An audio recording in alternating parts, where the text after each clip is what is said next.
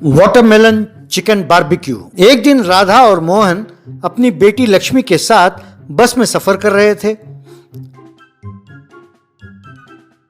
क्यों जी, रामपुर हमारे लिए अनजान गांव है। वहाँ हमारा ना ही कोई रिश्तेदार है, ना ही कोई जान पहचान का है। वहाँ जाकर धंधा करना शायद मुश्किल हो।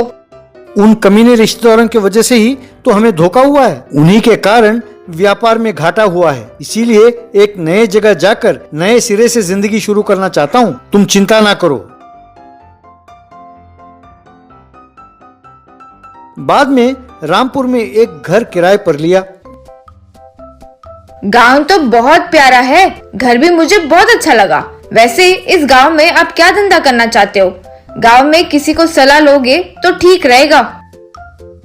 ऐसे पूछोगे तो हर कोई अपना सलाह देगा और अपना टैलेंट दिखाने की कोशिश करेगा। मुझे किसी की सलाह की जरूरत नहीं है, क्योंकि मैं बहुत होशियार हूँ। इस गांव में सब्जी और फलों की दुकान कहीं नजर नहीं आई, इसीलिए मैं सब्जी और फल बेचूंगा। कंपटीशन भी नहीं होगा तो धंधा खूब चलेगा। यूं अगले दिन रेडी में सब्जी और फल रखकर धकेलते हुए, आइए भाई आइए, ताजा ताजा सब्जी ताजा ताजा फल अपने गली में आपके घर के सामने ही खरीदिए। आओ भाई आओ, यूं आवाज देने लगा। पर कोई उसकी परवाह किए बिना जाने लगा। बेचारे मोहन को कुछ समझ में नहीं आया। फिर और जोर से, आओ भाई आओ बहन जी आओ, ताजा सब्जी एकदम ताजा फल सेहत के लिए बहुत अच्छा है। ताजा सब्जी खाने में स्वादिष्ट होगा, कहकर चिल्लाने लगा। पर कोई उसकी ओर ध्यान नहीं दे रहा था। तब वहां से गुजर रहे एक व्यक्ति को रोककर, क्यों भाई साहब, मैं इतना आवाज दे रहा हूँ पर किसी को कोई परवाह ही नहीं है। चलो फिर से आवाज दो, देखते हैं। फल ले लो फल, सब्जी ले लो सब्जी, आओ भाई आओ। तब वो पेट पकड़कर हंसने लगा। क्यों भाई, ऐसे क्यों हंस रहे हो? मैंने तो कोई मजाक नहीं किया। मजाक नहीं तो और क्या? क्या तुम नहीं जानते कि इस गांव में कोई फल या सब्जी को हाथ नहीं लगाता? वो कब से चली आ रही परंपरा है। यहाँ लोग तीनों टाइम नॉनवेज ही खाते हैं, वो भी उबालकर या तलकर। ये तो अजीब बात है। फल और सब्जी ना खाने वाले भी होते हैं क्या? क्या आप सच कह रहे हैं? अरे तुम्हें यकीन नहीं होता? वो देखो, वो टीचर बच्चों को पढ़ा रही है। तुम जाओ तब समझ जाओगे। स्कूल में teacher, A for African chicken, B for bamboo chicken, C for chili chicken, D for dum mutton biryani, E for egg biryani, F for fatty mutton। यूं पढ़ा रही थी। ये देख मोहन चौंक गया। देखा, जैसे चाइना में बच्चों को कुंफू और जापान में बच्चों को जिम्नास्टिक सिखाते हैं, यहाँ हम बच्चों को नॉनवेज आइटम्स की ही आदत डालते हैं। तुम्हें पता है, हमारे गांव में ज्यादातर लोगों को सब्जियों और फलों के नाम भी नहीं पता। वो उनको पहचानते भी नहीं है। वैसे तुम धंधा करने से पहले मुझ जैसे बड़े व्यक्ति की सलाह तो ले लेते। जाओ जाकर कोई चिकन या मटन शॉप खोलो, 4 पैसे कमाओगे, कहकर चला गया। मोहन, हे भगवान, ये कैसा गांव है? हर जगह A for apple, B for banana, C for cat यूं पढ़ाते हैं। चाहे कुछ भी हो, कुछ नया शुरू करके यही धंधा करना होगा। बाद में रेडी पर वाटरमेलन बारबेक्यू बेचने लगा। आओ भाई आओ, आइए मैडम आइए, बारबेक्यू चिकन वाटरमेलन में बनाया बारबेक्यू चिकन, अनूठा स्वाद। मैं जानता हूं कि आप लोगों को फल और सब्जी बिल्कुल पसंद नहीं है, पर उनसे मिलने वाले पौष्टिकता उन्हें ना खाने पर भी यहाँ आपको मिलेगा, कहकर आवाज देने लगा। लोग जिज्ञासा के साथ उसके पास आए। तब उसने उन्हें बारबेक्यू चिकन दिया। उसे खाया तो वे दंग रह गए। अरे वाह, ऐसा स्वाद अपनी जिंदगी में मैंने कभी नहीं देखा। बहुत बढ़िया है, बहुत नया है। वैसे इस फल का नाम क्या है? उसे तरबूज कहते हैं। बचपन में किसी को कहते हुए मैंने सुना था। उसमें रखकर बनाया चिकन बहुत स्वादिष्ट है। जी हाँ, फल में पाए जाने वाले विटामिन्स और चिकन में पाए जाने वाले प्रोटीन्स को मिलाकर आपके सेहत के लिए बहुत लाभदायक है। फल ना भी खाएं तब भी उसका लाभ आपको मिलेगा। इस तरह वो बारबेक्यू चिकन बेचता हुआ उस गांव में ही सेटल हो गया। फूलिश मनी बावर्ची। एक गांव में एक ढाबा था। वहां मोटू नाम का बावर्ची था। वो बहुत बढ़िया बावर्ची था, पर सिवा खाना पकाने के बाकी सब मामलों में वो मूर्खता से पेश आता था।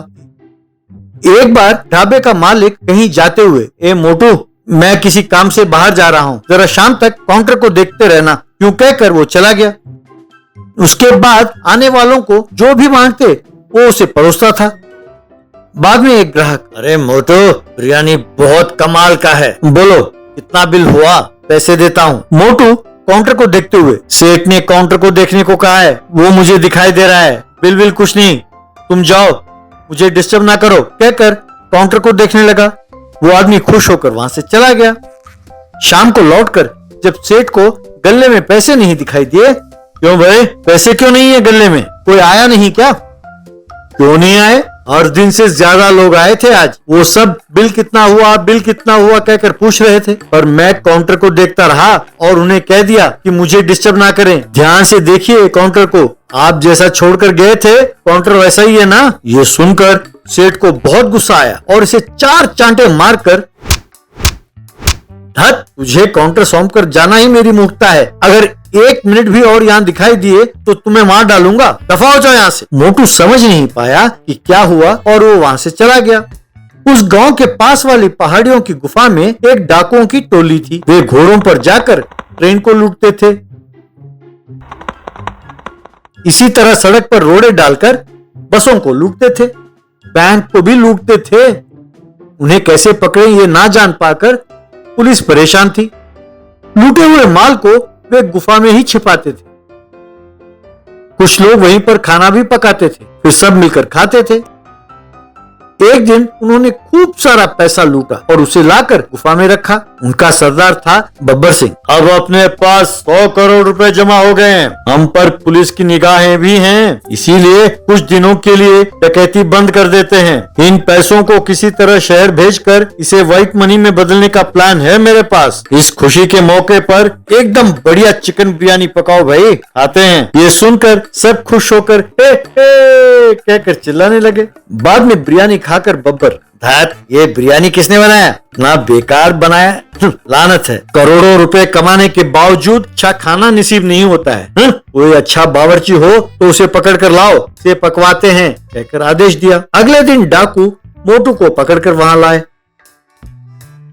सरदार, गांव में ये चर्चा है कि ये खूब बढ़िया खाना पकाता है, ऊपर से ये नौकरी की तलाश में है, इसीलिए इसे यहाँ पकड़ कर लाए हैं। नमस्ते सरदार, मुझे महीने का 10,000 दें, आप जो भी कहेंगे एकदम बढ़िया बना कर दूंगा। अब पर मुझे कोई भी काम बताओ तो एकदम साफ साफ बताना होगा, वरना बाद में मुझे कुछ न कहना, क्योंकि मैं जिम्मेदार नहीं रहूंगा। इस तरह वो वहाँ खाना बनाने लगा।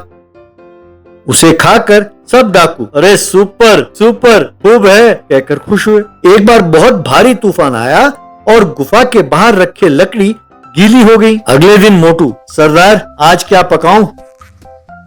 एकदम बढ़िया मटन कीमा बनाओ, वो खाने का दिल है, एकदम जायकेदार होना चाहिए। तब एक और डाकू, मुझे चिकन करी चाहिए, अच्छा पकाना, मुझे मटन बिरयानी चाहिए। यूं सब एक एक आइटम बताने लगे।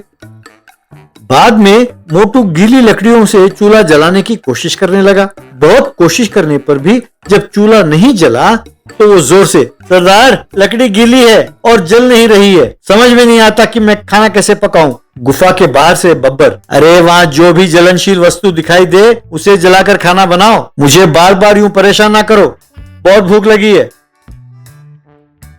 यूं मोटू वहां पड़े नोटों की गड्डियों को चूल्हे में डालकर जलाने लगा। फिर उन सब की फरमाइश वाले व्यंजन बनाने लगा। उस खाने को खाकर डाकू बहुत खुश हुए। फिर अंदर जाकर देखा तो पैसे दिखाई नहीं दिए, तो वे चौंक गए। क्यों सरदार, आप हैरान हो कि पैसे कहाँ गए? आपने कहा था ना कि कोई भी जलनशील वस्तु हो उसे जलाकर खाना बनाओ, तो मुझे ये नोट के गड्डियां दिखाई दी तो उन्हें जलाकर मैंने खाना बनाया।